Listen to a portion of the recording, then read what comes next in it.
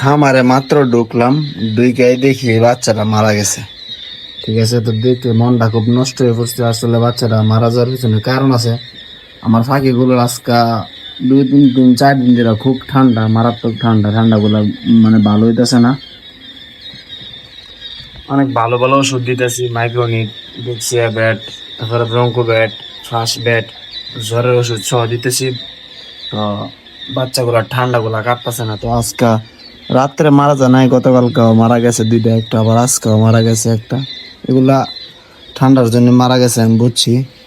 তো এই দেখেন পাইগুলা সব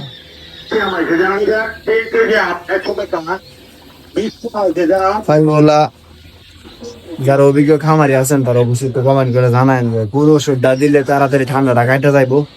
আসলে খুব টেনশনে আছি, যারা খামারি তারা কিন্তু বাচ্চার যখন অসুস্থ হয়ে পড়ে খুব টেনশন থাকে আর কি। আমারও 3-4 দিন ধরে খুব টেনশনে আছি, বাচ্চাগুলা ঠান্ডা ভালো হইতেছে না।